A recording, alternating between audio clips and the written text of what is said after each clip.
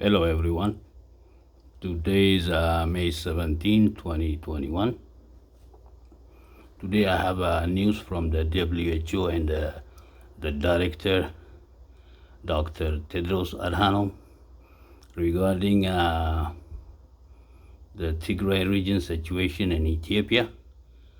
So, let's follow the video, and thanks for watching. Subscribe, like, and share. I'll see you on my next video. Thank you for taking my question. This is Simon Ateba with Today News Africa in Washington.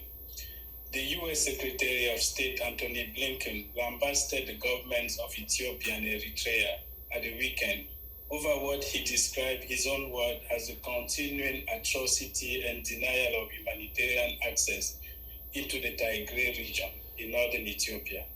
The U.S. government is not ruling out sanctions, but without access to the region, what is the coronavirus situation in Ethiopia in general and in the Tigray region in particular?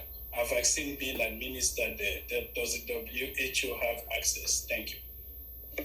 Thank you very much, Simon. I'll give to Dr. Mike Ryan, please. Yeah, I'll speak specifically to the situation in Tigray, and my colleague Ria may be able to just look up the numbers on specifically on Ethiopia today. You're correct, Simon. Access is the key issue in Tigray. Access to victims in Tigray remains highly unpredictable, and this is due to the hostilities and it's a huge barrier to access to the populations that need our help.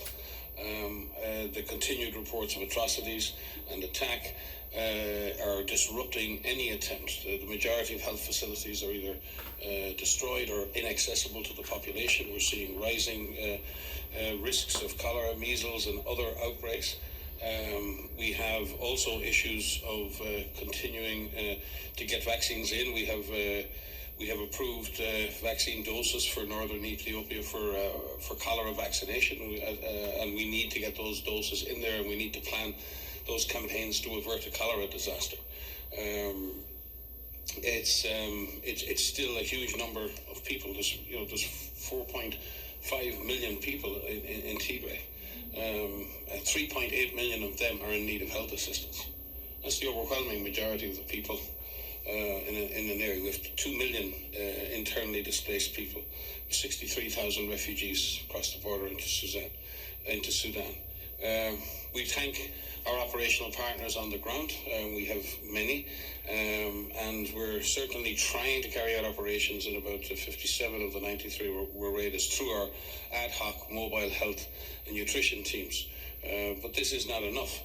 We need scale up and coordination and leadership, and we need access. And this is about access, and access, because unless we have access, safe access to populations who are protected and are not being attacked, we can deal with the current situation if we get that appropriate access and if hostilities can be reduced. But it is impossible to deliver sustainable humanitarian aid in the context of the ongoing conflict and the ongoing atrocities, and you've seen it all laid out in many different fora. Thank you.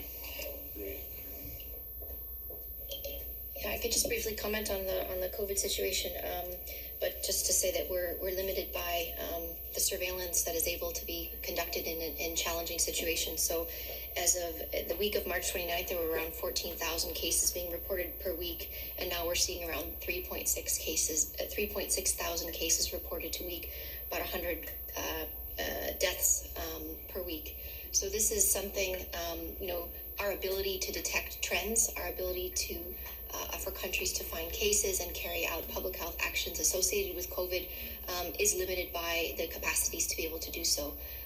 So we are supporting the country, as Mike has said, but through our regional office and country offices for COVID, as well as for other diseases that are circulating, other viruses that are circulating there as well.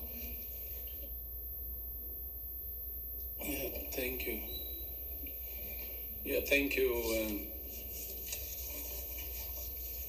I think parts of the issue are addressed. Thank you, Simon. That's a very important question.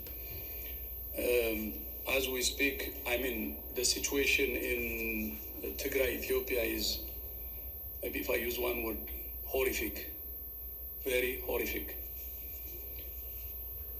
4.5 to almost 5 million people need humanitarian aid. 91% need food aid. And many people have started dying actually because of hunger. And severe and acute malnutrition is becoming rampant. And as Mike said, hundreds of thousands of people have been displaced or expelled from their places. And more than 60,000 fled to Sudan. Rape is rampant. I don't think if that scale was seen anywhere else in the world actually. Health services destroyed, looted, and majority of them are not functioning. And there is indiscriminate, unprovoked killing. And from this, what you would expect is majority of the people now residing in Tigray, Ethiopia, I don't think even they worry about COVID. So COVID is the list of their concerns. List actually, it's not even their concern, and there is no service, of course, but it's not even a concern now, because the chance of dying from all the issues, all the problems I have just outlined is really high. Compared to that, COVID is nothing.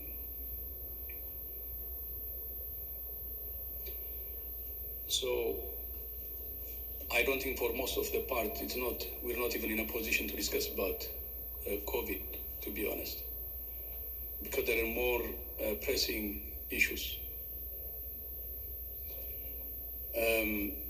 So the solution is de-escalating, stopping the conflict, and trying to address issues through political means.